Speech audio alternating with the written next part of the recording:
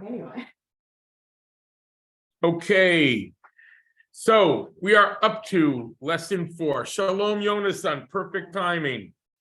So if we go to lesson 4, we're going to go to the middle for a minute, where there is a chart. Is a chart, page 158. Okay, so welcome everyone to class 4, where we're going to explore the world of halacha, the world of Jewish law. Prepare to be overwhelmed initially, and then to come back and get a grasp of it. So it's okay to be overwhelmed just by the sheer volume of volumes and the sheer number of rabbis and thinkers and codification and codes. So the Hebrew word halacha literally means the way, the path. If you look on the screen, we have this overview just so you see it in context. The gray box is the Tanakh. The top line was Talmud. The next line was Midrash.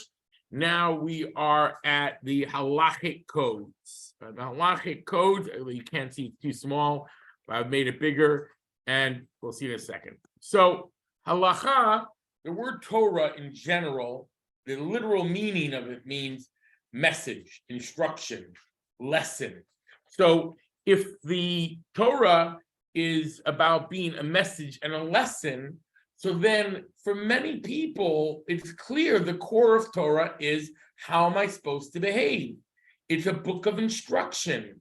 The inspiration is wonderful, and the spiritual understanding of the world and how God provides and takes care of us, but it's a book of telling us how to live our life. So therefore, for traditional Jews, when you look at the Torah, there are so many commandments. Therefore, the necessity to be able to chart how am I supposed to behave is crucial, which we found so far, it was only one strand of Torah learning. We first have the Tanakh, we had translations, we had commentary, then we had exegesis, medrash, spiritual, mystical. Then we have the Talmud, which included law, but also had other strands as well with it. Agadah, which are the stories and the metaphysics and philosophy and medicine, stories of the sages, all those things together with law. But the bulk of it is law. But the Talmud is not a book of law. It's much more a repository of discussions that people had about the law. It's a toolbox from which we pluck and we take a look at all the different arguments and discussions and debates, and are able to create codes of Jewish law. Initially, people would look at the Talmud and determine Jewish law from the Talmud. We're going to come back to that in a bit. Well, But I have a quick question. yes, So you mentioned the key word that I had a question about, particularly after watching that rather long video, yes, the law, yes, term law. yes. Is that a compendium of different opinions and Torah and Talmud? We're going to get to it. We're going to get to what it means. Halacha. Let's use the word halacha first. Halacha means the path, and it's the generic term we use for law. Okay. What's the So halacha? when you What's say the law? generally you mean Exactly. Okay. Halacha means the path, the way, the law, right? But it's a generic term. It's not like one Well, word. that's right. That's an important element. So now here's the big thing. There is, even in Talmud is discussion about practical law as well. But when people have been studying the Talmud for the last 1,500 years, there's an element that just wants to study because it's God's Torah. We, as Jewish people, believe that part of our mission in life is to study Torah. God tells Joshua, you should toil in Torah day and night. We understand that to mean that looking at the debates of how to behave in the world and how we're supposed to interact with God and our fellow man is a spiritual service of the divine. The mystics would say our brain melds with God's wisdom, so we become one with God. Because God and his wisdom are not two things. God and his wisdom are one. So for the mystic of a Jew, studying Jewish law became a mystical experience of becoming one with God. Now they were losing themselves. It was an act of becoming one with God's will, which meant to study even things that were not relevant, for today, things that were theoretical. If it was part of Torah, it had value. Not just that, even things that are right now not being done, sacrifices, the temple, laws of purity and impurity, would be just as worthy of analysis if it is because I'm studying God's Torah and I want to understand the truth of God's will, even if I can't apply it. But that's one type of learning, which is important. Today, it happens to be in most yeshivas, that is the methodology that they're learning. Torah has value, and we're going to study it, and we're going to study the assumptions and the conclusions and the rejected opinions and the opinions that make it through with the same type of rigor. It's all part of the many facets of Torah. Now, it is true that from every deep analysis of any subject, you'll then be able to take out and extrapolate for things that may not seem to be that related. But the point is the focus of a yeshiva student in general. I'm not saying this is great. I'm telling you the reality. We have gone down a path that exists today in most yeshivas where in the younger years they're studying the Talmud for Talmud's sake. The logic, the reason, the argument, not to do practical law. When you study to be a rabbi, you take all that learning and then you study the codes of law together with the Talmud, which we'll discuss a little bit later. My point is, there is a study of Talmud that is not practical, that is theoretical. That does exist. What the hierarchy of value of that in different communities, we're going to touch on as well. We're going to discover Sephardic and Ashkenazic have, in general, certain different approaches to how one should study Talmud and Jewish law. Some of them I'm going to oversimplify, and many have impacted each other and become a hybrid as we've gone through the years, but I will distinguish different value systems of how people study. But we're not talking about the learning aspect today. We want to know the word of God, as the Talmud calls it, is the law. If I want to know what God has to tell me, I have to look in this little book called the Code of Jewish Law. This little book, made in the 1800s, is a product of 2,000 and then 3,000 years of learning. And it is only the synopsis of what a Jew needs for daily life. And everyone should have one of these at home. In English, it can be one volume. And we'll come back to this at the end of the class as well. The Code of Jewish Law. What do I do if something happens in my kitchen? The milk knife falls into the meat pot. What do I do? There are basic laws that everyone should know. How do I wake up in the morning? What blessing do I make on what food? It's the Code of Jewish Law. There's a Torah, which is the 5 books of Moses, the prophets, the writings, and then somebody has the Kitzur, the short version of the Code of Jewish Law. But we have to figure out how we got to that, a 1-volume book from the 5 books of Moses to this behavior, and to recognize that this book is a practical guide for right here, right now, but it is tethered and integrated. It's only the tip of the iceberg. There is a whole mass of universes beneath this little book.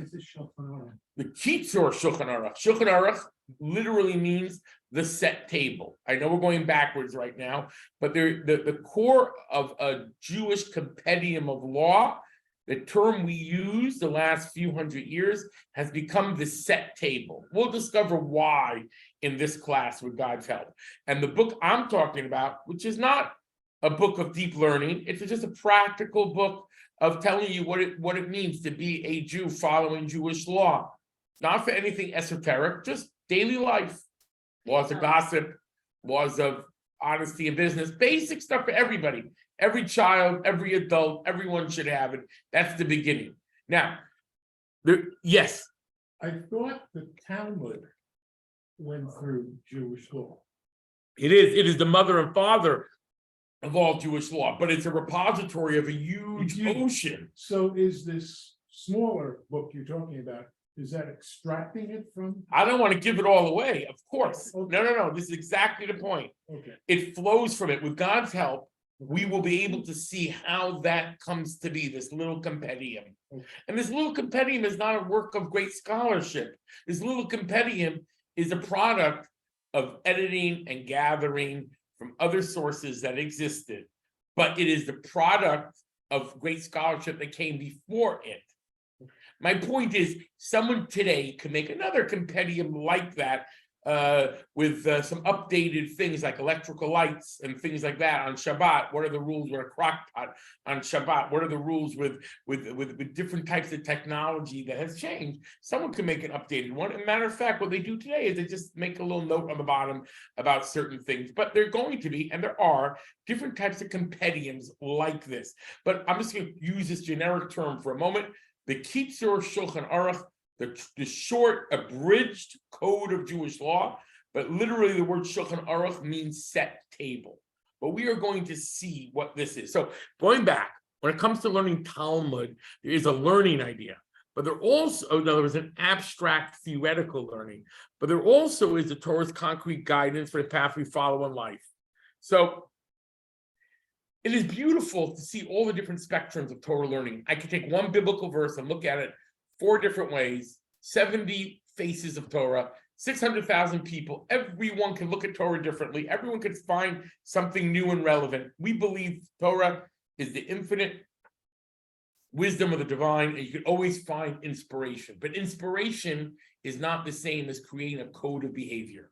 If we don't want to have 100 religions, 1,000 religions in Judaism, 1 million, everyone following their own religion, we want to have a community of people who are following the same religion. There has to be a guide, and that is the law. And the way it worked in ancient times, we discussed this last week, but I just want to go over it relatively quickly.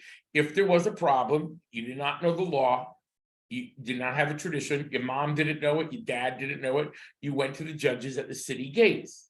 If they did not have a tradition, because you just figured out a way to clone a human being, and you wanted to know if he could be counted in the minyan, they would have to then go to the high court in Jerusalem, and the high court would have to decide, can a cloned human being be counted in a minyan? Okay, that hasn't happened yet, but in theory, and they would have to either derive from text, or they would have to establish what they think and have a vote on it. And if they could come to a conclusion, we would have a law. If not, we would have a doubt.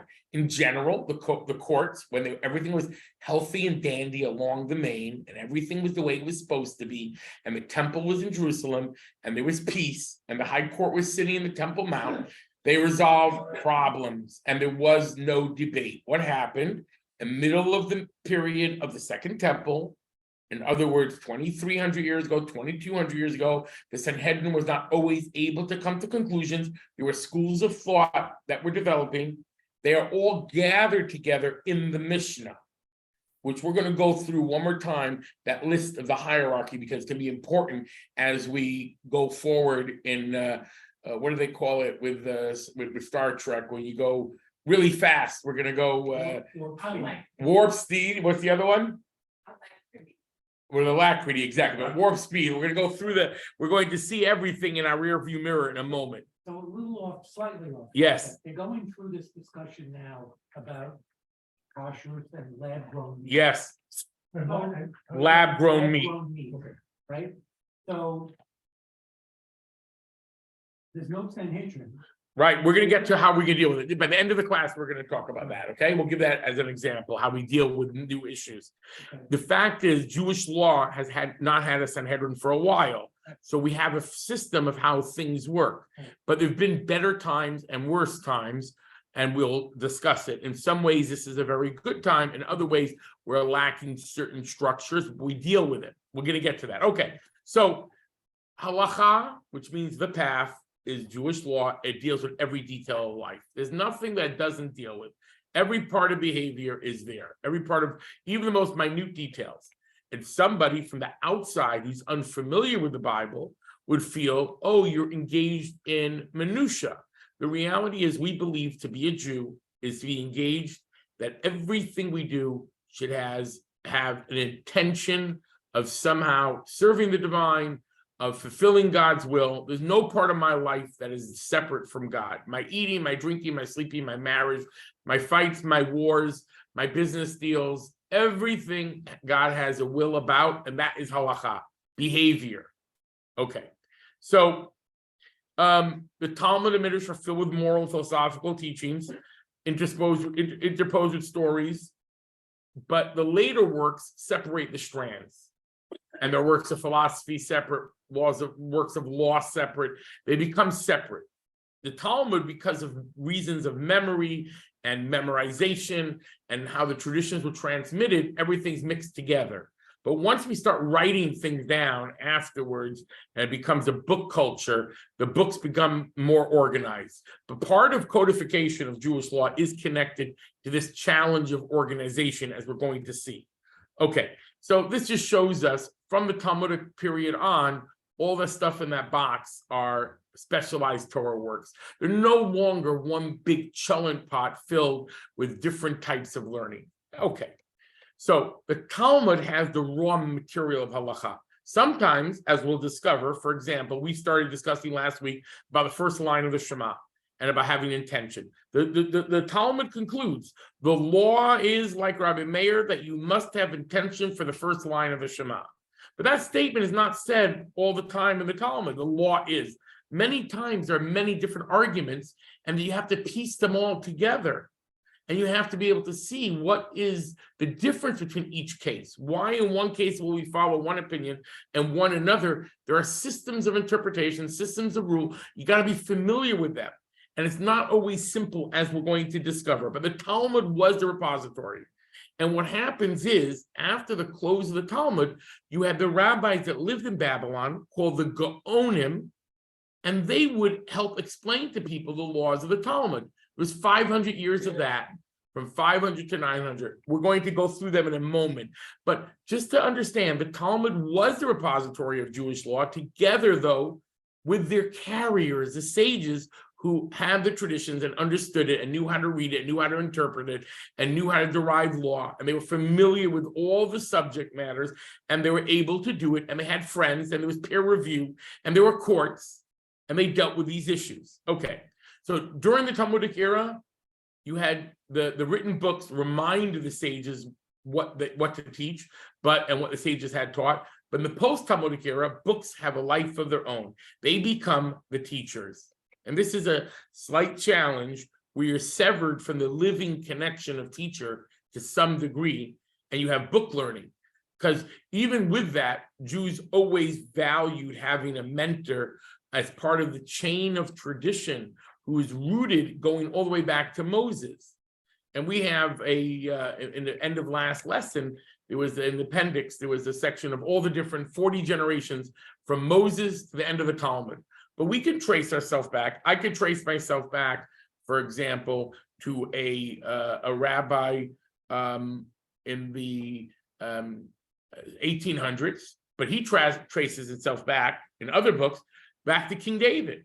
In other words, you could trace yourself, you could know where, once you find a famous rabbi that's your ancestor, many of them had family trees going all the way back. Because all you have to do is go back to Rabbi Yehuda the Prince, who finished the Mishnah. He was from the house of David, or the Maharal of Prague, was much later. But the point is, there are people that are, we know who these people were. We know the names of every generation going back till Moses. This is not something foreign to us. It's not some fairy tale. There are people that can trace this.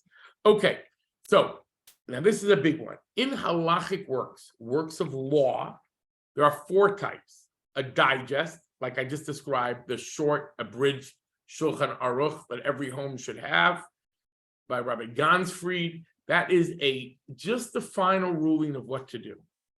Then you have codes. Codes arrange the law by topics, but they also give some of the background of the different opinions, and maybe why they're concluding, why they are determining the law in a certain way, the background. Then you have commentaries that are much more elaborate, that will explain sources and different opinions. And then you have responsa. Now, responsa are the type of thing that John just asked about, lab meat. someone's gonna have to do a research project on it. That is called a responsa.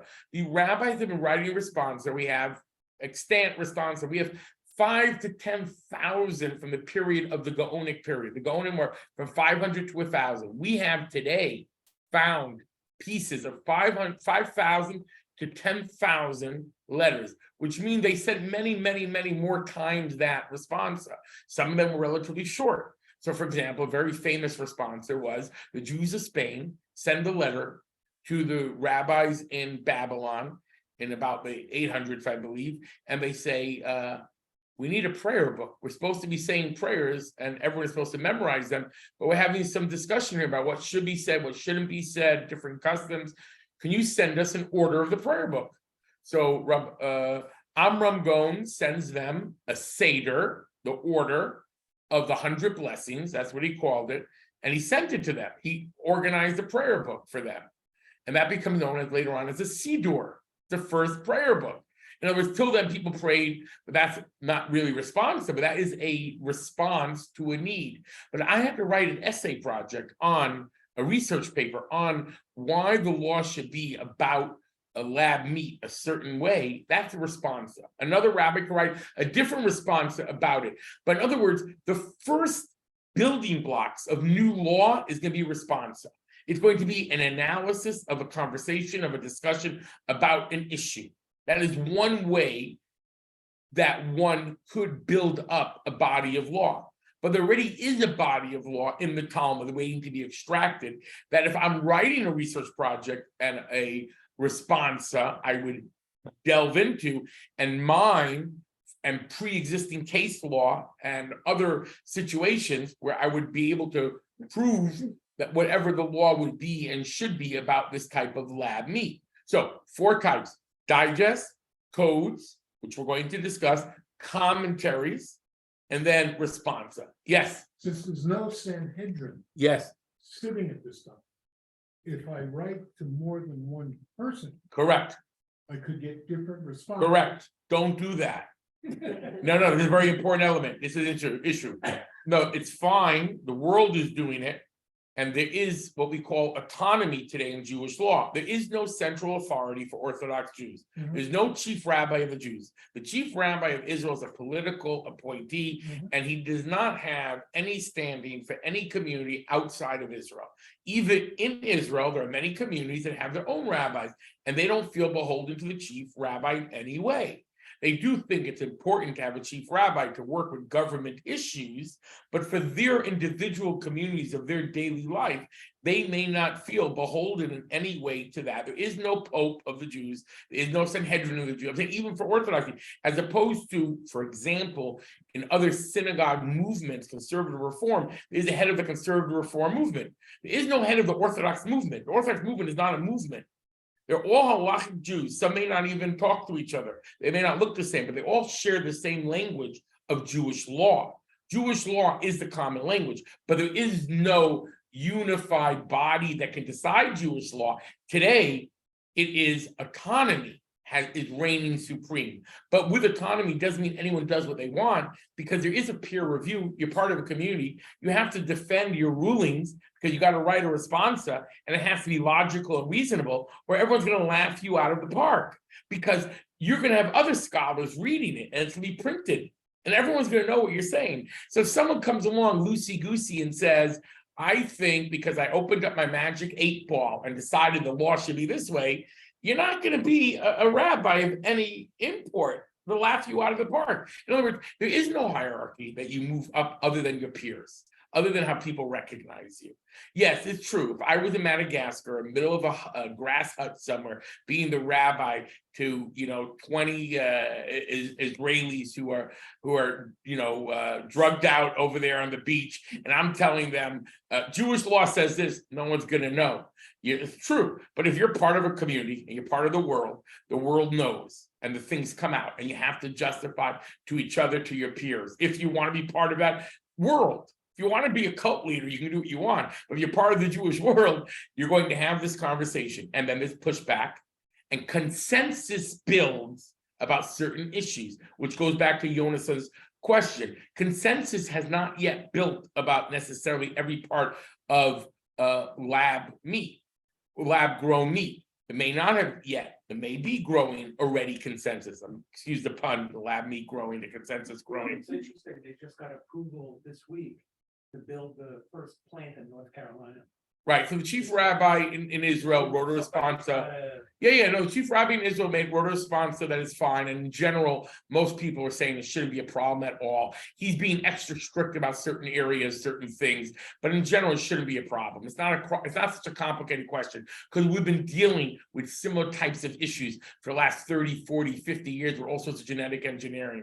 Everyone's making frankenfruit and all sorts of stuff going on in the world. So, if you start growing horns, let me know. But my point is that a lot of this, for example, there are other issues that the consensus has not yet built or is building. There are all sorts of complicated issues. Let's say a surrogate mother. If who's in the womb? How about if the womb was, I don't know, the womb, but implanted into the womb already a fetus? These are things where there are different opinions, and there are precedent. Believe it or not, there are many areas that Jewish law had discussed theoretically that people thought were absurd, and all of a sudden you're going back to the Talmud and you find discussions about things that seem to be science fiction, and all of a sudden now they're relevant. But I don't want to go down that road because what's going to go down that road becomes the edges of Jewish law. I want to get the meat and potatoes of Jewish law to understand what it is. So, halacha is the bottom line. No question too big or too small for the realm of halacha. So if you look at the screen for a moment, just to go over the overview of Torah, we see top is the Tanakh, then goes Midrash, together with the Mishnah, the Talmud, then goes, we're going to have a bigger image in a second, worker and responsa of the Rabbanan Savaroi. They are the editors of the Talmud. Then we have the Gaonim. Then we have, these we're going to focus on today, these guys, Alphas, Rambam, Rosh, the blue ones, and then the Tur, or Turim, and the Shulchan Aruch. You don't have to know who these people are yet. I'm just giving you a map of what we're going to look at, okay? Don't feel overwhelmed yet. And then the yellow boxes are commentaries on the Code of Jewish Law. We're not going to worry about them either. We're going to worry about 5 people. Alphas, Rambam, Rosh, Tur, Shulchan Aruch, which is really 6 people, as you'll see. Okay, so very quickly, overview of the Tanakh. We have first the 5 books of Moses, then we have the prophets, then we have the writings. Okay, and this is the ancient Middle East. Israel's right there, right in the middle of this picture. But the world and Babylon is right there. Okay, this is the Jewish world. But the Jewish world is going to expand with the explosion of exile. And it's going to create different communities and different centers of power. Okay, Midrash. Midrash, we had a halachic Midrash. We don't have to read each one. We have a Gadic, and then we have the compilations that come later on that they gather from the traditions and they edit them. All this is from the period of teachers from the year 100 BC to 200 of the Common Era, primarily. A little bit of some of the Talmudic stuff. Up to the year 500, you'll have some people who are mentioned. All right, then we have the Mishnah. The Mishnah is 6 orders. I'm just going to click through it quickly.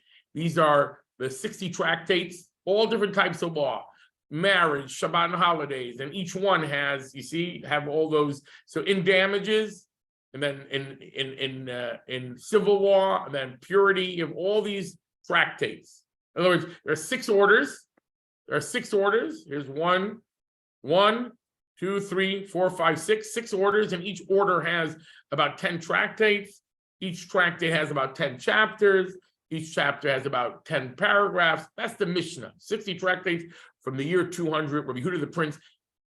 The arguments written in truncated form, very succinct, very just to be able to memorize. The Talmud expanded on each one of those Mishnahs with taking it forward, trying to apply it to new cases, finding its source in the Torah, finding its logic and reasons. So the Talmud becomes these 60 big volumes of these tractates. Not all of them did the Talmud discuss. So the Talmud did not discuss many of the tractates that were no longer relevant once the temple was destroyed. Once the temple was destroyed, the laws of sacrifice was not relevant. So in the Talmudic academies, they did focus in the ancient times on the more relevant ones. There still were some tractates that dealt with sacrifice, like half of the tractate of of Pesachim, which deals with Passover, also deals with Paschal sacrifice and other types of sacrifice. But the point is, they didn't focus on everything, okay? So you have these tractates, the rabbis of the Mishnah. This just give you an image of the sages of the Mishnah, the major leaders in each generation. Then we have, this is the Tanaim. These are some of their names. We know hundreds of these people, okay, from the period of 100 BC to 200 the Common Era. This is the oldest Mishnah that we have extant today. It even has vowels on it, so you know how to pronounce it. But again, it's a manuscript. It wasn't printed. Printed is only the last 500 years. And we have the Mishnah for the last 1,500 years or more. So, it was memorized as well. Okay, so then you have the Talmud. We had a Jerusalem Talmud, a Babylonian Talmud. The Jerusalem Talmud was the discussions about the laws of the Mishnah that ended when the Byzantine Empire took over in about the year 350. That's when it was closed. The Byzantine Empire took over a little bit earlier, but in the midst of that, they closed it, they stop it, they move over to Babylon. Babylon becomes the final repository of all of Jewish law, the Babylonian Talmud. The fundamental. Doesn't mean we can't go back to the Jerusalem Talmud. Okay. This was I know it's review, but this was the layout of the Talmud. On the side of the Talmud, on the part facing the seam, you have Rashi, the commentator from France, and his grandchildren who are from France, and the other side, and then Germany, they become the Tosafot, the additional interpreters of the Talmud. Okay, so just to take a quick look at the Mediterranean Sea and what borders the Mediterranean Sea, and the ability to travel easily from one domain to another has to do with who's ruling what. If the Muslims are ruling an area that's all connected, so you can traverse that area if you're under Muslim rule much easier than going to enemy territory. To go through battle lines to send your books or to go to a Torah scholar wasn't that relevant. So what happens is you end up with Christendom and the Islamic world creating, to a great degree, two different sections of Jewry. And these sections, though, become flexible because there's wars and territory gets lost. So there is both family connections to a certain area. There are rabbis that come from a certain area, but then there's geographic location and dislocation that changes people too. So I'm just giving you a bit of some of the challenges that end up as Jewish law will develop with certain trends more common in certain areas. So if you take a look here, this is about the year 600, okay? So, you see where Israel is, and you see where Turkey is. Turkey's up there, Athens is there, okay. Italy is there, all right, well, here we'll have a better view here. So you get closer up. So, right there, Damascus, Jerusalem, right in the center, okay? So under Islam, it becomes very easy for the Babylonian Jews who are running the same yeshivas that were run by the Talmudic sages to run the Jewish world. So from 500 to 900, they are the final authority. They sit in the seat of Moses, as one of them put it. We are the continuation of the Talmud. That's how they put it. So, and it was true until about the year 900. This is a picture that was made for the Diaspora Museum. It shows the sea of Jewish law, and this is not a geographic image. This is an image of starting from the top, Moses at Sinai, going down to the piers right in the top, which are the Mishnah, the first stage of the Mishnah, then Tanaim, then the Mishnaic sages, then the Babylonian Amoraim of the Talmud, and then the ones from Israel, and then down to the Jerusalem Talmud, the Babylonian Talmud, and then the Sea of Law leading to our day today. This is just a stream of consciousness imagery of the ocean of Jewish law. Don't expect anything from there, it's too small. In your book, though, we have this. This is important. Let's take a look at this book. In the book, it's on page 158. So if you look at top, you have the Torah, the 5 books of Moses, but look above for the symbols, the key to the map. The orange, yellow is responsa. The digests are the green.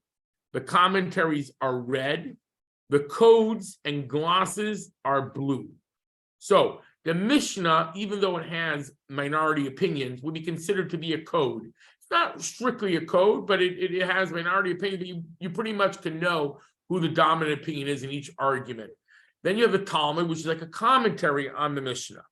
Okay, we're going to look at as we go down, we're going to look at these codes and how they came to be. We're not going to look at everybody, but I want to just blow your mind for a second. Take a look at this screen for a moment. These are networks. This is what do you call them with electronic networks? The term for them. These are like signs coming from the brain. There's a term for it. These are neural networks. These are neural networks of the Jewish collective mind. That's what you're looking at here. These are the sages from the year 800 until 1500 in different areas. All the way on the right, the column, I know it's in Hebrew, but I'm just going to tell you what it is. This guy, sorry, I'm moving that over. This guy who put this together, I believe he was a yeshiva student, and he became a boxer or a wrestler, and he won with the Olympics and stuff. And then he went back to Israel and he started a chain of eyeglass stores. His name is Halpern. It still exists, but he was an eccentric fellow, and he put together these not just maps, but books of all the sages when he came back to his religious behavior. So this is a great, the column all the way to the right, the thin column are the sages in Israel. Then comes Iraq, then comes Italy, then Egypt, then comes North Africa. But by the time we're talking here, by the year 1000, all the action has taken place in 2 places. The 2 major, all the way to the left and all the way in the middle. You see that? The big thick boxes? Mm-hmm. So one is Spain in the middle, and on the left is France and Germany. And if you see the explosions of the neurons are coming all from, like, let's say 8, 9 of them are very big. Those are the major sages, the major students, okay? In other words, all those are students or children coming out of them. So red lines are children and blue lines are students. And some people, you can see the lines cross, people traveled from one place to another at times because they were expulsion, they ran away, as we're going to see, that escaped some persecution. But in general, you could see where the action was Jewishly in a map like this. So this is going from 900, and it's only half of the map. Here's the other half till the 1500s. But you can see that the Sephardic community by 1492, the expulsion from Spain, is no longer, it's over, right? It's pretty much, this is the end, but it's already getting weaker. And Germany and France is stronger up there. But either way, this is a map of different sages of Jewish learning. Many of them in Jewish law, others in commenting on the Chumash. These are all people, names we know, who have written works. It's huge. It's a world. It's a universe. If you looked at like references in each of the works. Yeah, we have libraries and books, and there are books that people have rewritten about. Let's say someone wrote a book on all the commentators of Tosfot. All those, we have a couple, we have 90 names of them, 120 of them. Yeah, you have to collect it, but it's pre-computer when he did it. So I made a close-up here just to be able to see the rabbi we're looking at. One of the rabbis we're going to look at, his name is the Rush. He's in Germany. He's from Germany, but he moves to Spain. So he's right there in the middle. But I just wanted to show you I want to be overwhelmed for a moment with this. Okay, going back to Iraq, Babylon. Remember Fallujah? Mm-hmm. That was a center of Jewish life. The big yeshiva was in Fallujah. The battle for Fallujah was Pumbedisa. Pumbedisa was one of the centers of Jewish life in the Talmudic period all the way until the end of the Gaonic period. So it was in 259 of the Common Era is when it was started, and it slowly becomes the main yeshiva. And then it lasts for 800 years. The yeshiva lasted 800 years without interruption. We were in Iraq before the Arabs, by the way. I just want to know if we're talking about getting back occupied territory, I have a whole other conversation for you. But anyway, the point is that then there are Arameans there. The Arabs come in and invade. That's what happens in all these type of places. But either way, so it closes in about the year 1040. But the center of Jewish life, the center of gravity is Babylon. Okay, if you look at the bottom, so just to have it, the Zugot are pre-BC. In other words, they are BC, 200 BC. They're part of the Tanaim, the people write the Mishnah. Okay, so until 200 of the Common Era, that's the people, the Mishnah people. Then we have Amoraim, the people who wrote the Gemara. Savaroim are a group we don't know much about. They are the editors of the Talmud, and they are that middle ground till the Gaonic period. They have the Gaonim for about 1,000 years, from about 600 for 500 years, from about 600 to 1,000, and then you have from 1,000 till 1,500 the early codifiers, and 1,500 till today we have what we call the later authorities.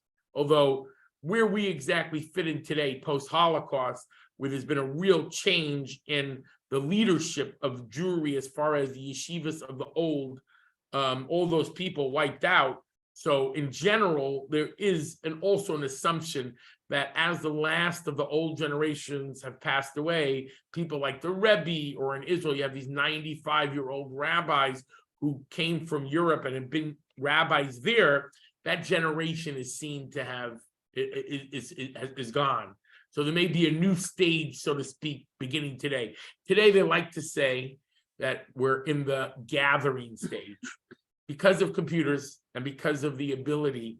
So they're able to gather all the works on different topics. So you'll have, I know this sounds almost like a joke, I have a 2-volume work at home that I borrowed from my brother on Kippah.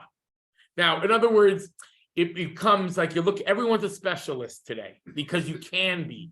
So it's not creativity right now in Jewish law, it's more organization. The encyclopedias of Jewish law and of Jewish wisdom is what's being developed the last 50, 60 years. And then also specialty fields like that, gathering, which is another conversation about the ability to be creative. Okay, but this is just the period that we are traditionally seen as part of, is from after the expulsion from Spain, that new period called the Achronim, the later sages. Don't worry about periods too much. We just remember Mishnah, Talmud. That's one thing. And then you have 500 years of Gaonim in Babylon, then 500 years in Spain,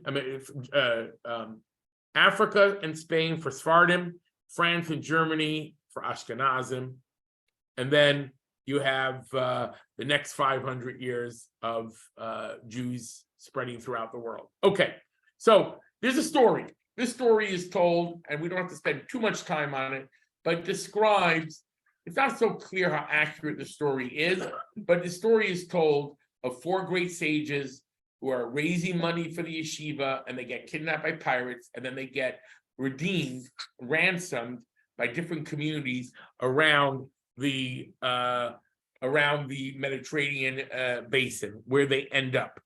So if you take a look, let me go back. I should have another one here. So Kairouan, which is, and Tripoli, this is where, this is the white is the landmass, the black is the land, which is why it's a little bit confusing. But Kairouan, Tunis, Algeria is this area called Maghreb. The Maghreb is North African Jews, and it means in Arabic, the West. This is an area that is a center of Jewish life at the as the Gaonic period is ending in Baghdad. North Africa is growing, Morocco. So this rabbi who had been kidnapped or emigrated, he becomes a leader of a yeshiva in the Maghreb, which is North Africa, and builds up and helps strengthen the Jewish community there. But already there is, before and after, tremendous amount of communication with the sages who are in Babylon. There's communication, letters, hundreds of letters back and forth about everything they need to know about. How do you guys do that? How should we do this? What's the law on this strange type of case? what tradition do you have? So now, what happens ultimately is you have this type of division of Sephardic and Ashkenazic world, the way we look at it today. But it didn't happen so quickly. In other words, Eastern and Western Europe in general is seen as being Ashkenazic. The Arab world and the Muslim world is generally seen as being Sephardic. Okay, but what happens is, if you take a look a little bit earlier, what you have is Italy is its own entity. You have Byzantium, Turkey, that area. Then you have what you would call Sephard, which is really Spain and Africa, is like one thing. And then you have the Orient, Persia, Baghdad. So in other words, it doesn't always, it's not originally, it's not Sephard and Ashkenaz the way it is today. And many Israelis will get upset when you call every Moroccan Jew a Sephardi. They could say we're a Mizrahi Jew, we're from the East, we're not Sephardim from Spain. But what happens is, because after the expulsion of 1492, when the Jews all show up there from Spain, they take over many of these communities and customs change. All right, so let's take a quick look here at this map as well. What we have is the Ashkenaz, Sephardic, Mizrahi, the Eastern Jews, and then independent grouping. This map is a little bit easier to read. Okay, here we go. This is the challenge of Jewish law. Jewish law is a river, and the river begins to grow. And every time it grows, you have to make a dike, and you have to make a dam, and you have to control it in order to make it manageable. And then, once it becomes manageable, everyone begins to comment on it and discuss it, and it grows again. And then you have to make it smaller to make it manageable, and then it grows again. Let me give you an illustration for a moment. The oral Torah coming down from Moses, dealing with all sorts of situations, begins to grow. And there are schools of thought where there's debate. And that debate means that it's growing and growing, or Yehuda the prince is afraid we are going to forget these things. We're not going to be able to have consensus. People will not know what the proper behavior is. He brings it all together, chop, chop, chop, chop. He leaves out things that he thinks are not that relevant for memorization. And he ends up with a lean, mean 60 tractates of Jewish law. That's the Mishnah. The Talmud then takes that beautiful dammed and controlled river of information and expands it. It's an expanding universe. Takes every law, unpacks it. Where's it sourced from? How far can you go with it? What is its relevance? What are the different opinions? What should the law be? How about in this case? How about in that case? It becomes big, big, big, big. And the only people that can then determine Jewish law from that big, this is about Jewish law, are very great scholars. So a rabbi in Africa, Rabbi Yitzchak El-Fazi, what do you think Fez reminds you of? Right, because from Fez, Morocco. So he was a rabbi in Fez. He becomes known as Rabbi Yitzchak, the son of Yaakov El-Fazi from Fez. So he's in Fez and nearby. But what he does is he does a brilliant thing. The Talmud is full of argument and discussion. He goes, chop, chop, chop, chop, chop, chop, chop, chop. He goes and he cuts out all the arguments of the Talmud. He leaves the Talmud the same structure, but he makes a book which is quoting the Talmud, but just the conclusions. So you know where to find everything. You know where everything is. It's in the Talmud. But right now he has a Reader's Digest version without the debate, without the discussion. How did he know the law? Well, he had to use both all the information he had. He was like the last of those rabbis from Babylon. He was part of that world. So he would communicate, his father communicated, his grandfather communicated with these sages from Babylon. They had traditions, and he was a repository of all those interpretations. And he determines Jewish law based on how Jewish law was followed in Babylon for 500 years as they analyze the text. He uses, of course, his own mind as well if there was something he didn't have a tradition about, and he determines Jewish law. What he does, he creates the miniature Talmud. And it's not so miniature, but it cuts out all the arguments and all the debate. This work becomes very popular, a very interesting thing. How do you know? Well, first of all, it's called the Small Talmud. So you have anecdotes. Maimonides describes later on how most of his students wanted to learn, they were more advanced students, they wanted to learn the compilation of this rabbi because it taught them law. But what's interesting is, scientifically, we excavated the Cairo Geniza, and they calculated all the fragments of Talmud that were in there, and all the fragments of this guy's work. There were more fragments from his work than there was from Talmud, which meant more people in that region were studying his book than some Talmudic tractates. Now, what also happened, another interesting thing, in places like France where they burnt the Talmud and the Talmud was illegal, they were still allowed to study him. So he becomes like this miniature exchange for the Talmud, because it is the Talmud quotes. This doesn't have the argument. So for two reasons, he becomes very popular: to know the Jewish law in certain circles, and in other circles because of the accidents of history. But what happens is he becomes this repository of the wisdom of those 500 years of rabbis in Babylon who sat on the seat of Moses, as they put it, who sat among the sages who took over the yeshivas from the same rabbis that wrote the Talmud. They were the students, and there were thousands of students that would gather every year. We have descriptions from other people. These were not, you saw how many rabbis there are from 1,000. You know how many students there were? There were tens of thousands of students at different periods that were coming to study in Iraq. That's what, in Babylon. Plus, people would travel from other parts of the world. We have many letters and discussions going back and forth. They would come through Egypt. They would send money to the yeshivas, because the yeshivas were sustained by all the communities around the Mediterranean basin, all the places where they could travel, which was the whole Arab world, which was huge after the Arab conquest. That whole area, Jews settled, Jews had one language, they were able to communicate, they were able to do banking. People would send, IOU notes and all this sort of stuff to be able to make sure they sent money to support the center of Jewish life in Babylon. But the Babylonian rabbis took care of their constituents. They sent them responsa, they sent them students back and forth. People came to study there. It was one organic whole, the Rif.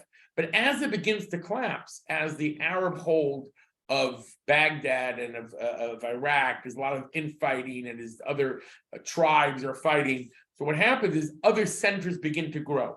And that's where that tale about the four captives is expressing that about the year 900, it's already, the Babylonian center is weak, and it goes on till 1200. But this rabbi is already a shift to Maghreb, which is North Africa. So he's going to become very important. He's the Rif, known as the Rif. That's an acronym. If you put Yes. Sefer Halachot Yes. next to the Talmud, It looks exactly the same, just much shorter. He uses the exact same language. He'll add in a few lines of his own, a few words of his own, explaining why a sage from the year 500 to 1,000, 600 to 1,000 said something about this. He'll add in sometimes, but in general, it looks like the Talmud. As a matter of fact, the page setup today is exactly like a Talmud, because he also got commentaries around him. There was great commentaries within 50 years, 100 years, there are people that were either disagreeing, some of them vehemently disagree with some of his conclusions, because the right to interpret Talmud is every sage's right, as we're going to see, even to the extent they didn't have to accept anything the Gaonim, anything Rabbi Yitzchak Alfazi said, they didn't have to accept. And even if it was said by a Gaon, they didn't have to accept. The only thing that Jews across the board had committed to accepting was the Talmud. But the Talmud was a repository of competing views at times. So therefore, how you determine Jewish law, we're going to see with this Shema prayer, how you had, I'll just say it now because it's important. This question we had, do you need to have intent for a commandment or not? There were two major schools of thought that had developed. The overwhelming majority says you need intent. How much intent? You have to intent to serve God. You got to intend to do a mitzvah. So if I go over to you and put this phone on your head and say, I'm taking your blood pressure, you did nothing. I did nothing. There was no mitzvah done. There is a minority opinion that says, yes, you did do a mitzvah. But they're all basing it on these conversations in the Talmud. That's only one layer of this conversation. But my point only is to come back, is that there were those that vehemently disagreed with him. There was a young man, Zerachia Halevi, who writes what others considered to be not very respectful of this great sage. So other sages took up their cudgels to defend the honor of this great Elfazi. And what you have is surrounding this guy's work, you have those attacking, those commenting. The conversation continues about Jewish law. Now, his law becomes very, very important. I'll tell you why. So this is first it's separate, then it's stuck into the Talmud. Okay. Now we don't have a picture of him. It's some artist that on the Talmud, on the page of his book, someone had made that image. Okay. So what do we say about him? Maimonides says about the Rif. Maimonides is very important, as we're going to discover. What does Maimonides say? Maimonides says the Gaonim wrote many commentaries on the Gemara, but the Halachot, which the great teacher, the Rif, wrote, was better than all their works. In other words, he says he's the best of the Gaonim. Even though he's a little bit after, the Maimonides sees the Rif, who's in North Africa, as the inheritor and surpassing the Gaonim who lived in Babylon from 600 to 1,000. Okay, this is very important because the Rif now is seen by Maimonides as being the most authoritative figure after the Talmud. It doesn't mean that Maimonides will always agree with him. He says he's amazing. His logic is amazing. I don't disagree with him more than a few instances, less than 10 times. And then one of his responsa, he says 30 times. And then people count 80 times. But just think for a second. Maimonides wrote 1,000 chapters, which include 15,000 paragraphs, which each one has sometimes more than one law in it. So Maimonides has a tremendous amount of information in his book of law. And he's claiming I've only disagreed with him 30 times or even 80 times. That's nothing, which means whatever was in the Talmud was determined by the Rif.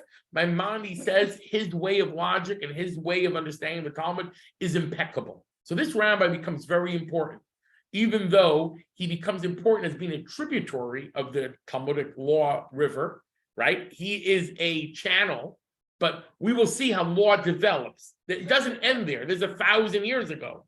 So here's what another rabbi said about him among the Ashkenazic rabbis.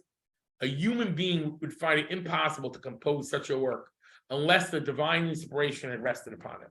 So even though this is post-Tanakh, this is post the scripture, a rabbi who's living in 1100 in France and Germany is saying that the rabbi who lived in Maghreb, this work, I look at it, I'm blown away of what he did, how he was able to determine the Jewish law by looking at all the other places and then bringing the law right there, knowing how to do it. I mean, he's right, he's amazing, right? They're impressed with his wisdom, his brilliance, and not because they're accepting it,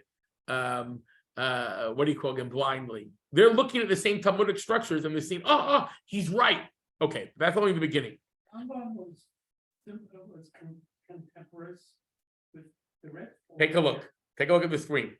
First comes the Rif from 1013. Right. He has a student. Now, he has a son. When he dies very late. He lives a nice life, okay? From 90 years old, right? The Rif, you see that? From 1013 to 1103. It's nice. Some of them live very long lives. So, but he had a son who was a youngster, 70 years old, and he was a great Torah scholar. And people expected him to make his son. Instead, he made the Rimagash. The Rimagash, if you look at him, he was only 28 years old at the time. He makes him the leader of the yeshiva. He said, this guy is not just smart, he's also wise. In other words, he said he passed over his son in order to give the leadership to someone who he felt was more worthy. He was an incredible guy, the Rif. There was a person that made the Rif's life miserable, that caused him to have to run away. This person who made his life miserable, I believe it was the one who made him run away, but either way, someone who made his life miserable. At the end of his life, this man begged forgiveness from the Rif. And then said, please take care of my child because I'm dying. He adopted this child and brought him into his house and treated him as his own. This is somebody who his whole life, this man made his life miserable. He was his enemy.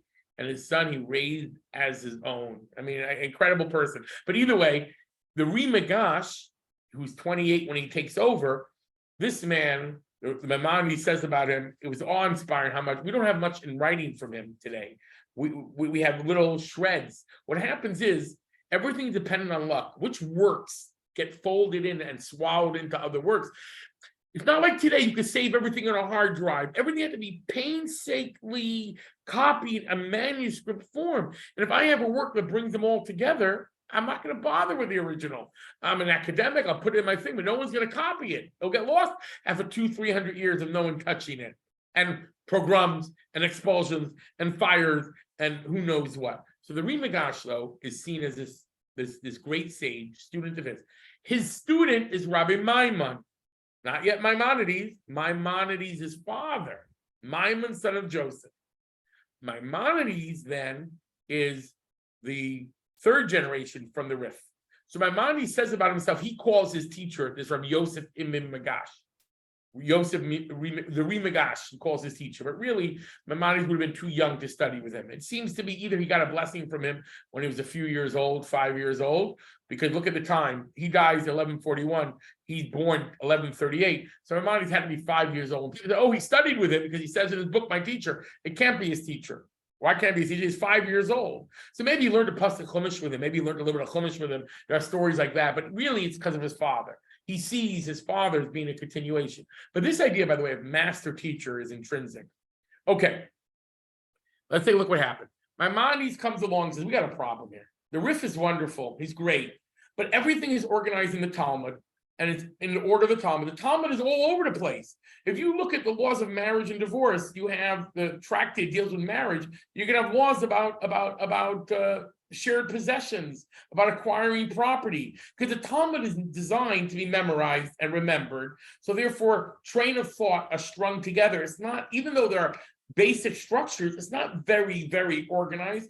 Maimonides, when he describes what he had to do to make a system of accurate law, he says, I had to find from 10 different places in the Talmud and weave them together to make one law sometimes. Maimonides did something amazing. If Maimonides was not a person, you would think he was an institution. Forget about what he did in philosophy. Forget about what he did in medicine. Forget about what he did in letters, pastoral letters, taking care of the whole community. What he did in Talmud, where he took the entire sea of Talmud, he took these 60 tractates, Mishnah, Brisa, Jerusalem, Talmud, codified by the things that the Gaonim wrote, and he didn't just chop up like this. He didn't just edit. He puts it in a blender and brings it out in organized 1,000 chapters, 15,000 paragraphs, laws, everything beautiful, rewritten all in Hebrew, because the Talmud is Aramaic, and then there's biblical Hebrew. He rewrites it like the beautiful Hebrew of the Mishnah. It's amazing. When someone says to the Rambam, you know, all your other books you wrote in Arabic, you wrote the commentary in the Mishnah in Arabic, and you wrote your guide for perplexed in Arabic, which, by the way, is a challenge. All these works that were written in Arabic, as soon as the Arab world fell, if they weren't super, super popular at that right moment and they weren't translated into Hebrew, they got lost. Maimonides and others got through by the skin of their teeth because in their lifetime, they were being translated into Hebrew. He was communicating with translators about his work. But other great Arabic works of Jewish writing were lost from the Gaonim. They wrote in Arabic. We don't have them. Because once no one spoke Arabic anymore, the majority of Jewish people were not speaking Arabic, these works get lost. But going back, Maimonides is asked by a student, could you please translate into Arabic your code of Jewish law? Make it English, Shulchan Aruch. He said, my Hebrew, I worked so hard on it, it's very simple. This is a way to learn Hebrew. Use my book, I will not translate it. It's so accurate. What the person can do is use my book to learn Hebrew. It's not that complicated. It's a very smooth, and the truth is, nobody like Maimonides has done that golden language like Rabbi Yehuda the Prince. Maimonides sees himself as doing what Rabbi Yehuda the Prince did for Mishnah. He sees himself as doing this with law. He believes that his law has the potential to become accepted as the Talmud and the Mishnah, but as behavior. Now, this is what he wanted did not happen. What he says here, he says, what's going on here, it's very difficult for people to analyze the Talmud and the Jerusalem Talmud and go all over the place. It takes a lot of time to figure out a law. I want to know what I do about this tefillin. The knot, this became, the ink came off. I got to go look in 3 places. I got to figure out how to determine the law. Even though I'm really smart and very learned, not everything's in one place. If you don't know it, you think you determine the law for one place, but another whole subject somewhere else you didn't even know about. You have to be learning for 40 years before you can determine Jewish law. I'm looking today at people who are scholars to determine from the Talmud. You have to know it all on your fingertips. Very difficult, Maimonides says. He says, I girded my loins, I, Moses, son of Maimon of Spain, I rely upon God. So I'm going to make a work that's going to say what to do. And he said, this is what got him into trouble because it revealed the truth of his intent. He says, I'm going to the entire law be organized in each person's mouth without question or objections. There'll be no arguments, just clear and correct statements. A person will not need any other text at all except mine. You'll read the Chumash and read my book. You won't need anything else. I'm going to give you the law. Now, his problem. Here's the problem. Maimonides was attacked. First of all, the book was amazing.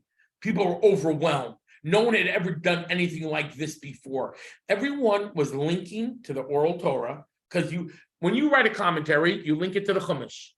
And if the Gaonim were writing books about Jewish law, they wrote books of Jewish law. They wrote monographs. They wrote one on Tefillin, one on kosher, many on Shabbos, but it wasn't all encompassing.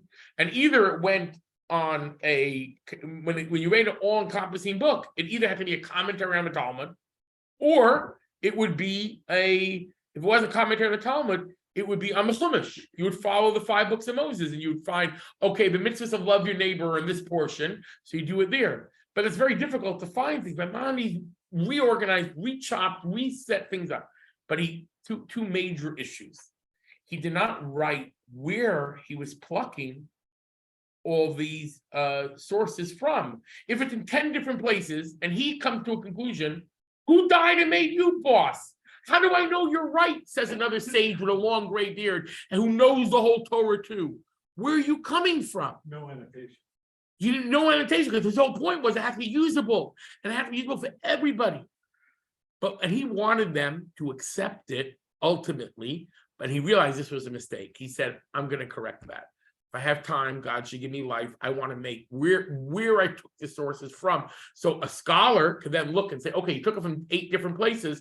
Let me look at those 8 places and see if I agree with his conclusion of how he read the Talmud. We saw how the Talmud can be read slightly different ways. Like with Shema, the intent, he was reading it to check the Torah, we said. Was he mispronouncing the words? Or is he not just intent? So each case can be read slightly differently so we can check him up and see if we agree with him. He never had the opportunity to do that. Later rabbis came along and did that for him. But there was another problem, a deeper issue, which was a deeper divide. They said it's not just enough for the sources. We want to understand your logic. If we don't understand your logic, why should we be convinced by you? You're saying something, you're determining from Jewish law, you are making a psak. A psak means a decision, literally means to cut. You're making a decision. Okay, tell us how you did it. Tell us why you are giving more weight to this opinion than this opinion. Oh, you have 3 other sources? Okay, show us why the case is like this. Show us. You, Maimonides, talk about intent. In one place, Maimonides says, if you did not have intent to hear shofar, you did not fulfill your obligation. But if you were kidnapped, and let's say you're imprisoned by the Persians, and they feed you matzah, you fulfilled your obligation. 1 second. If I ate matzah, I fulfill my obligation without intent. But when I hear the shofar, I don't. What's the reason? He has to have a logic. What is his logic? He doesn't tell us. Someone could have written a response to a question to me, may have answered, but and his son does talk about it. His son, someone did ask that question. But my point is that for all intents and purposes, there are many other things like that. In one place in the book of prayer, he says, if you have intent until the first blessing, you're okay. But if you don't have intent, you don't go back and repeat because it's fine now. Then another place, if you don't have intent, you have to repeat. There's contradictions. Where's he coming from? And there's answers to all these things. That's what later debate is. What happens, the greatest irony of Maimonides is people comment on Maimonides like they comment on the Talmud. Maimonides becomes a work of commentary all around it. It no longer is a book of law. Only one group of Jews accepted it as law, the Yemenite Jews. The Yemenite Jews still till this day, many of them will follow Maimonides from 1,000 years ago. But others because the other sages disagreed on many points, because he didn't write the sources. So I'm going to look myself and I'll come to a different conclusion. And since there's autonomy, every rabbi has, and even great rabbis, I'm kowtowing to the greater ones, they'll disagree too. So, Rabbi, following that logic, it means like there's no point of doing that for anything. You Oh. have to go back to source every single This is time. exactly what we're coming to. Hold on. Here's the issue. Here's the magic. The magic bullet is going, you'll see what develops. So on one hand, there's a constant tension, exactly what I'm saying. If you want to make it usable, you have to get rid of reasons and debate and discussion. You can't make a responsa for every law. There were rabbis who wanted to do that. There were rabbis that said, let's make a compilation. A rabbi 500 years later said, I'm going to make a compilation where I'm going to show you every different opinion and why each one is right or wrong. You can either agree with me, disagree, but you'll follow the logic. He said, after 10 volumes, he said, this is an army of people can't finish this, because it is overwhelming. And this becomes an issue. This becomes an issue of determining Jewish law. We're going to get to. This is exactly the crux of the challenge of creating Jewish law. We need two separate things, really. We need to have the reasons for determination of law, and then we need a practical guide. Maimonides made a practical guide, which becomes now a text that other people interpret. It becomes something just like Alphas, the Rif. They're going around him and they have fighting. There are, you call the people who defend him armor bearers. The Jews take any violent tendency that they had, it's sublimated into discussion of Torah. It is called the violence and clash of intellectual debate. That's what it is. I just saw in Times of Israel, yeshiva students are 83% of the population of yeshiva students need glasses, and 23% of the general population, and they think it's something to do with the Talmudic text.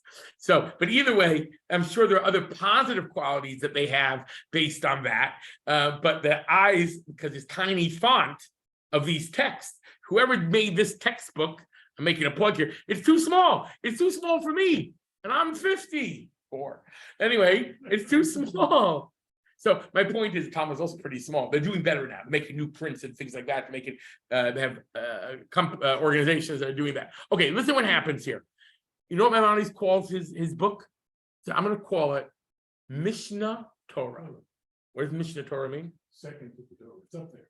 Oh, very good. I'm cheap. It's good. It means Deuteronomy. The word Deuteronomy, which means this Second. second book. In other words, he says, it's going to be Torah and me. Bam! That is not the way you get religious Jews to come to your side. What, you're going to get rid of the Talmud? He says back, people wrote letters. He said, I never said to burn the Talmud. You guys are accusing me of stuff. That we use the language, burn the Talmud. That's no one. You're making a straw man over here. But the point is, Maimonides did believe that it was possible to create a code that would be accepted by everybody. And if it did, it would get legitimacy. It didn't, so it didn't become the core, it becomes a voice. And it's very useful for later on, but it does not become an end in and of itself. It doesn't. It becomes another voice. We're not done. We will get to a core. Okay. The Talmud, we touched on before. The Tosafot are all the rabbis from the year 1000 and on in the Ashkenazic community. A little bit later than that, but I mean those communities, the Ashkenazic community begins to grow. France and Germany, a little bit in England. They are much more interested in the analysis of Talmud. Their focus, difference between Sephardim and Ashkenazim. I want to make a generalization. Sephardim had many interests.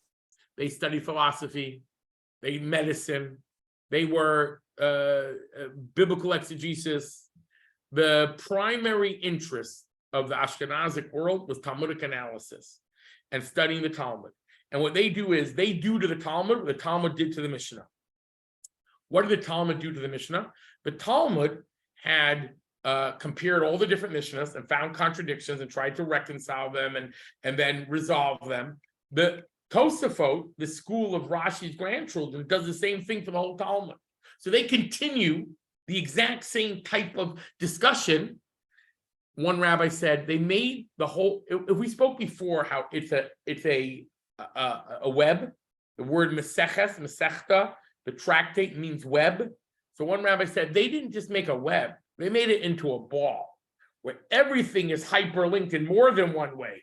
In other words, everything is so they continue this type of analysis, very sharp, very deep, very, very taking apart every detail, the logic and the reason. So they do have lots of discussions of Jewish law, and they do create works of Jewish law, but they're not interested in making a code. In general, Ashkenazic Jews believe in the autonomy of the sages of each place to look in the Talmud and understand it according to the best of their ability and decide the law. Sephardic Jews liked codes. Rif was a Sephardi. Maimonides is a Sephardi. We have a third guy here. So in Ashkenaz, the Ashkenazic Jews, who are they? It seems to be that the leadership comes from Italy, and the Italian Jews had come there either from Sephardic countries or even earlier from Israel with the destruction of the temple. The Colonimus families, there are different traditions about where these people came from. There were for sure connections to Babylon, where the Gaonim were, but there also were connections to Israel. A matter of fact, many customs of prayer books that we have today in the Ashkenazic world seem to come from Israel versus Babylon, Iraq. But it's hard to know exactly. But the point is, it becomes an entity of its own by the year 1000. It's a clear community with their traditions go back, they say, take a look all the way to the temple's destruction. That's what the rabbi said. The rabbis who lived then said our tradition go back to the temple's destruction. And customs were determined by Rashi. So the German Jews, after the Black Death, where did the German Jews go? To Poland. So what we call Germany and Poland and Hungary really ends up being students of Ashkenaz. They're not all exactly the same because of autonomy. Because of autonomy, and there is no Jewish chief rabbi, not for Ashkenaz and even not for Sfard, although Sfard worked on it. So what happens is that for Ashkenaz, there are these pockets of different customs, different things, but with great sages who, when it comes to law, they all respect and they all look at their opinions. So there's a much more variety among French, German Jews in the sense of autonomy versus creating a code. The Rif made the first code in Morocco. Maimonides makes the first all-embracive code we're talking about now, not little codes. Little code everyone did. Someone needs for kosher a little booklet, a little thing about marriage, about this. But the idea of all embracing, that we cover everything, we get the whole Torah in it. The Rif does it with the Talmud. Maimonides does it even more. And then what happens is like this. What happens is another rabbi, the Ashkenazic rabbis in one of the last ones of the great early Tosafots was this rabbi, the Maharam of Rottenburg, and he is kidnapped by Rudolph, the king, and he wants to squeeze out of it, makes all the Jews become his servants, his slaves is a term for it. And what he says is the Jews have to pay me 20,000 talents of silver, tremendous amount of money. And the rabbi says, don't ransom me, because it's going to become something the king is going to do to other people. And he dies in prison, and they have to ransom his body. But his student, his Rabbeinu Usher, he knows the Rush, runs away to Spain because he knows he's next. So his student is Usher ben Yechiel, known as the Rush. And he runs away. He's one of the people, we looked at the map. I showed you there was some lines going between Spain and France, Germany. He has to run away. Where from what do you call again? From Europe, from the Ashkenazic area. He has to run to Spain, and he becomes a rabbi there. They make him the rabbi of a huge city because some of the great rabbis are so impressed with his wisdom. So this rabbi, he does the same thing like the Rif. So these are the three big names to remember: Rif, Rambam, Rush. The Rush does the same sort of thing, but he mixes in the Ashkenazic rabbis. They're not chopped liver. Rashi, Tosos, these people for 300 years have been analyzing Talmud, determining Jewish law. So he mixes in the customs and determinations in his code that he made, also based on the Talmud, like the Rif. In other words, it is not organized like Maimonides. Here's the thing, there's a very big benefit of linking to the Talmud. Everyone knows where the subject matters are being discussed. It's not as organized as Maimonides, but you know where it is. And you can have that discussion why I'm determining the law. He has a son when he's in Spain. His son, so the Rush, by the way, critiques Maimonides, using Maimonides to determine Jewish law, to extrapolate from it. If you don't have the reasons and the logic, you can't extrapolate. You could use it to know how to do the kosher that's in the book, but if you want to extrapolate, which Jewish law needs to extrapolate, we've got to deal with issues like synthetic meat or anything, any new story. So the problem is, once the code becomes so popular, people are going to extrapolate from the code, and that was a fear. So he also warns them about that issue. He said, be very careful. This is an issue that we're going to find about concern about codes becoming the source of law. The code is only for what is explicit in the code, but to extrapolate, you got to know the reasons and logic, which there's no end to. This was your problem. Can we spend an extra 10 minutes today? Can I keep you? Okay. So what happens is the Tur, he has a son. The Rush has a son. He makes a code of Jewish law, which is like Maimonides, but only the relevant laws, only the relevant ones. In other words, Maimonides covers the laws of sacrifices, the laws of the temple, the laws of Mashiach, laws of purity, just like he does how to put on tefillin. Because Maimonides' exile in his mind is a blip in human history. The temple will be rebuilt, we'll have Mashiach, the Torah will be complete. In other words, he looks at everything equally, and he doesn't spend more time with one or another. It's incredible. He has this, 1,000 chapters, and he's spending just as much time on how to do a meal offering as he is on a divorce law. It's no difference to him. It's everything, the whole Torah is going to be in my work. But he makes a compendium for daily life. And he uses the word Tur. Tur means row. He makes 4 rows. 4 different, he makes, instead of 14 books like Maimonides, he makes 4.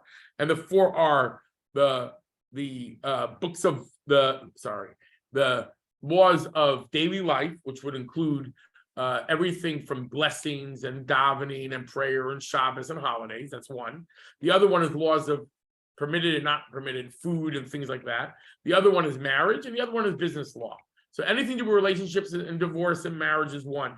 Anything to do with so it's 4 books, so to speak. He creates it, and what he does is he has a little more information about from his father and from others. He puts in, this rabbi says this, rabbi says we follow this opinion. So you have a little bit more of the source material.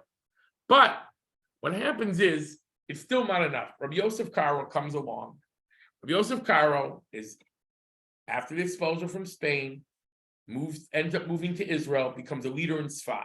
In the city of Tzfat, you have the renaissance of Jewish life post-expulsion happens in this little town in northern Israel. He's the halachicist, he's the great rabbi. The Arizal is the great Kabbalist, and they have the guy who made up the Chadodi is their chazan. They have everybody in this little town. So Rabbi Yosef Karo, he's known as the author, or they sometimes call him the master. We'll tell you why.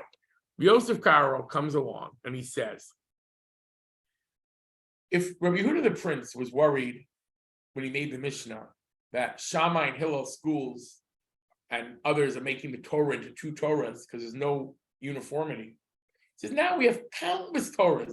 Every rabbi, every community, every sage, every rabbi who wrote a book will sometimes disagree with each other, and people are following, and there is no uniformity. And we don't have a Sanhedrin. Just by the way, a little dirty secret. He tried to bring back the Sanhedrin. He was part of an idea that they believed that if you get all the rabbis of Israel together, the majority of rabbis, we can restart a Sanhedrin. If you restarted a Sanhedrin, that would allow you to make real determination of Jewish law. Now, there were many people that were very bothered by it for many reasons, but it's a little blip in his life. But it tells you he wanted uniformity. Here's a little element about Sephardim. The Sephardim in general want more authority than autonomy. Ashkenazic Jews liked the autonomy. It was a way of life. God's will is that I should use my mind to determine the law from the Talmud. We don't have to all act the same as long as we're using the same methodology to derive it. My community, my master of the place. That's the term for a true rabbi. He's called the master of the place. He determines the law. He sets the law. He interprets. You don't like it, join another community. Sephardic Jews wanted more. Ashkenazi Jews also come along. I'm oversimplifying. But what you find here is he says it's too much. So what does he decide to do? He says, I want to go through one of the books of law, either Maimonides or the Torah, and put in all the different arguments and determine the law like one of them, find a system to determine the law. So we'll have one unified law. So what he says is, Maimonides has no discussion about sources and no discussion about different opinions. He just makes it fait accompli. I can't use his book for this. I'm gonna have to use this Torah. The Rosh's son, the European rabbi the Ashkenazic rabbi who had run away to Spain, his son had made the first code of law. We're gonna use his. Here's what he does. He says all the authors that came before, they thought they were going to illuminate the darkness by telling us books of law. They made it worse. They made doubt and confusion. So he said, I'm going to make up. Here's what I'm going to do. Whenever there's a debate between the three big rabbis, Rif, Rush, and Rambam, I'm going to determine the law like the majority, because the Torah says follow the majority. So I'm going to take these three biggest rabbis who made the three big codes. They had a complete code, and I'm going to follow them. Whenever they don't discuss an issue, if only two of them do, so I'll have to make a decision, but based on other people. But he said if they don't discuss it, so I'll look at all the he quotes 30 other books, Ashkenazic rabbis and other Sephardic rabbis who are big sages, and I'll determine based on them. I'm a majority. That's what he basically says. I'm going to follow majority. But he's the one determining which rabbis make it to the plate to be called the majority. This is not so simple. He just chose Rif, Rambam, and Rush. How many of them, by the way, are Sephardic? 2, and 1 is adopted Sephardi. So you got 2.5 on a court. You're going to always end up Sephardi. And the fact is, that's what happens. What do we mean? The rabbis of Ashkenaz would sometimes determine the law Jewish differently than Rosh, Rambam, Rif, and they were totally ignored. They were sidelined in this work in the 1500s. Now, when it came to issues that developed of custom, then it was fine for Ashkenazic Jews. I mean, the determination of Jewish law that developed after Maimonides, Rif, and Rush. So there, he would look at the works that included Ashkenazic rabbis. It wasn't so bad. But for the fundamentals, 50% of the book is fundamental Talmudic law. 50% of that fundamental Talmudic law is going to follow the Sephardic approach. So what happens is he makes this amazing work called the House of Joseph. He said, my name is Joseph.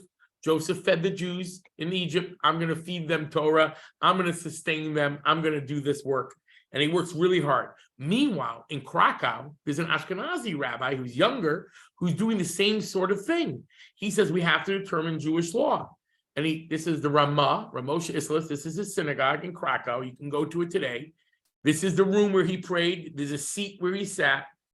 His he was sitting there writing, working on a book like this, and his student comes in all excited.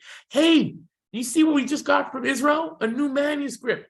The great Rabbi Yosef Karo, that old venerable sage, has just written a book explaining, determining Jewish law based on the Torah. He said, I fell off my seat. All my hard work I've been working on for years is now for nothing. All my research projects, someone else has already discovered cold fusion, published early. What am I going to do? He says, and this is his tombstones are still there. The Nazis didn't destroy them in this graveyard. You could go there till this day. He passed away in Lag Bomer. There's a tradition. I don't know. I don't think it's true, so I'm not going to mention it. Okay, I don't want to get off. So he says here, I was depressed. I was falling apart. All my hard work. I looked at it again, and I realized 3 things. Number 1 is he doesn't bring into the debate the Ashkenazic rabbis.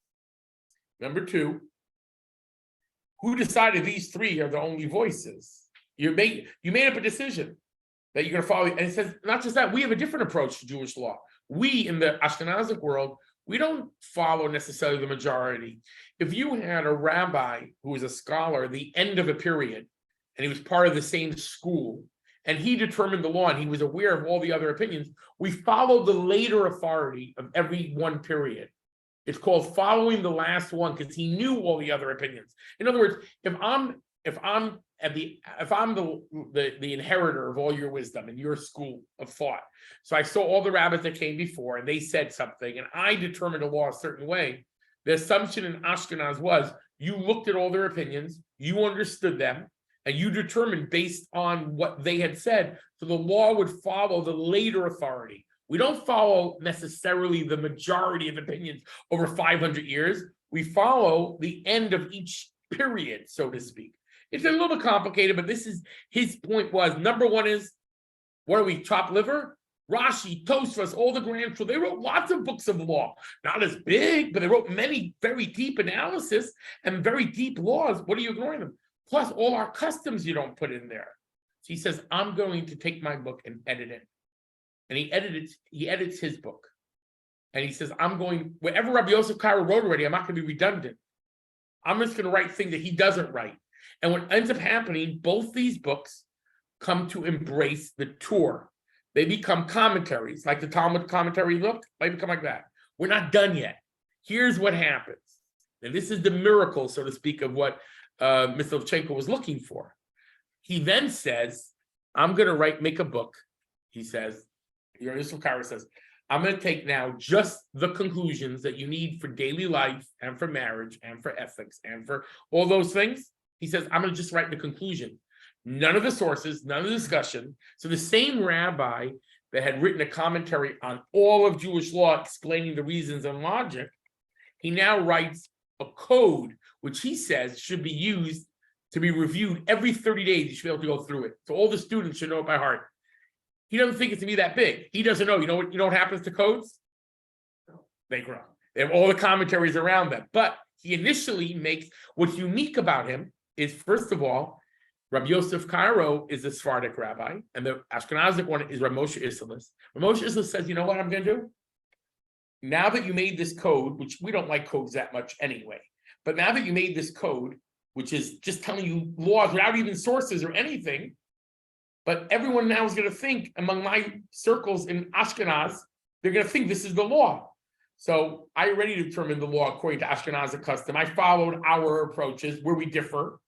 So I'm going to make a tablecloth to your set table. Rabbi Yosef Karo called his book the set table, set with all the delicacies. Rabbi Moshe Isserles says, I'm going to make a tablecloth. Together, they're going to go together like horse and carriage. And this was the first united text that has happened since the Talmud. Sephardic and Ashkenazim had one book. You have in one font, Rabbi Yosef Karo, and interspersed with it, you have the tablecloth. So now you had Ashkenazic, Sephardic, one work, except the Sephardic rabbis, except Rabbi Yosef Karo, hundreds of them say, we accept his decisions. Ashkenazic took a little bit longer because we know Ashkenazic Jews liked more autonomy than authority. But to a great degree, the code of Jewish law has become the code. So no matter what the commentaries around it is, but what's unique about this is Rabbi Yosef Karo and Rav Moshe Isserles, both of them did both works. They both did source material and the short truncated.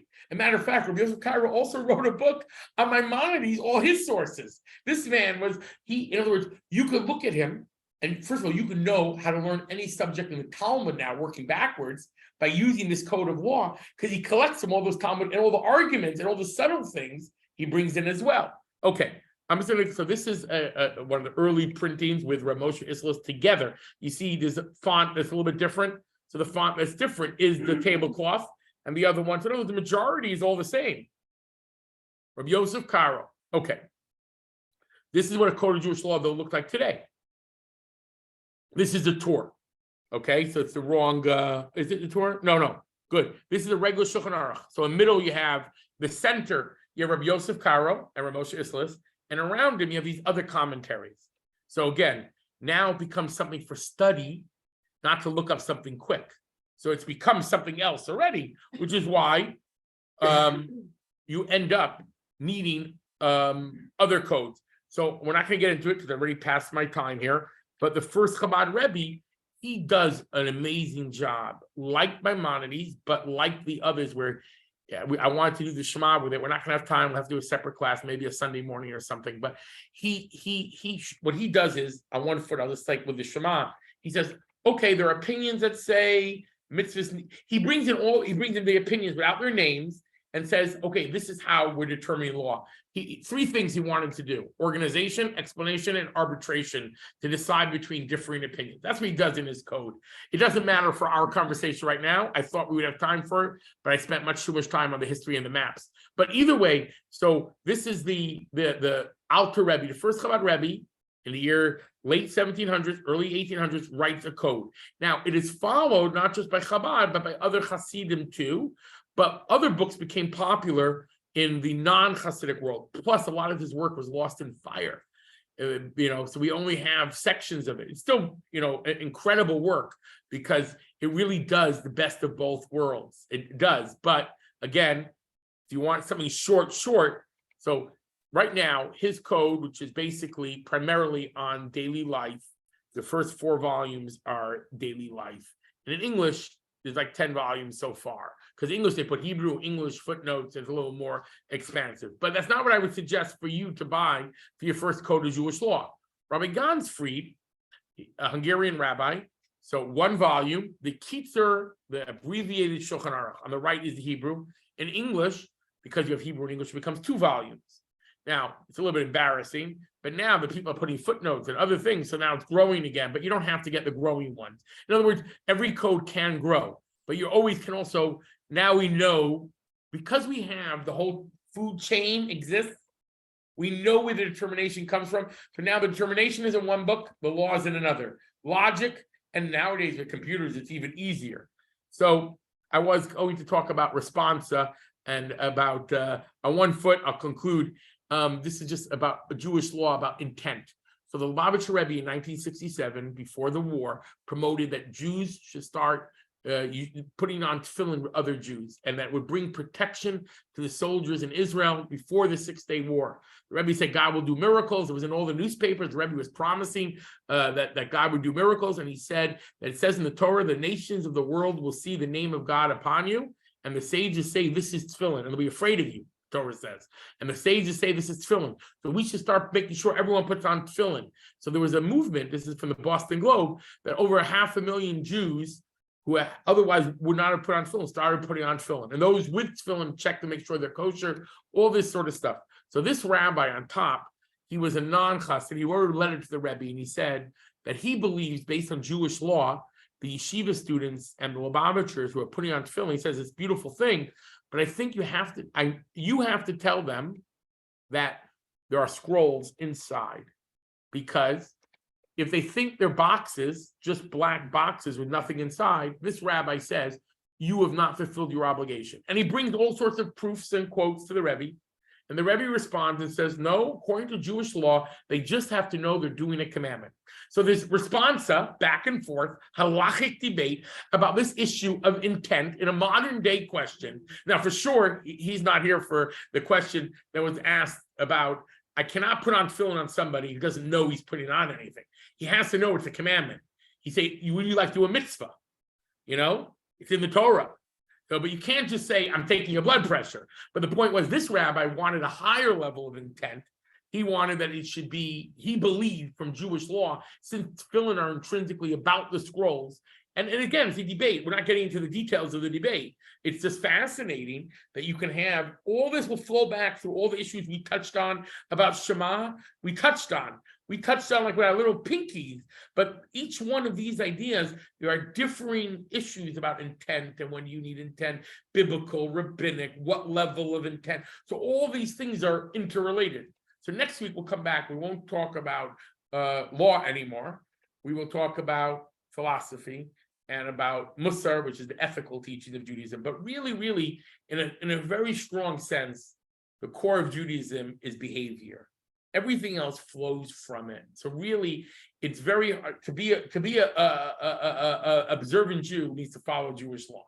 So if you see groups of Jews that don't look in Jewish law, that means they're not committed to obedience of the divine law. That's what it means. So to have a code means, even if you're not keeping everything, but to know, I'm going to look up what's the proper behavior in such a case?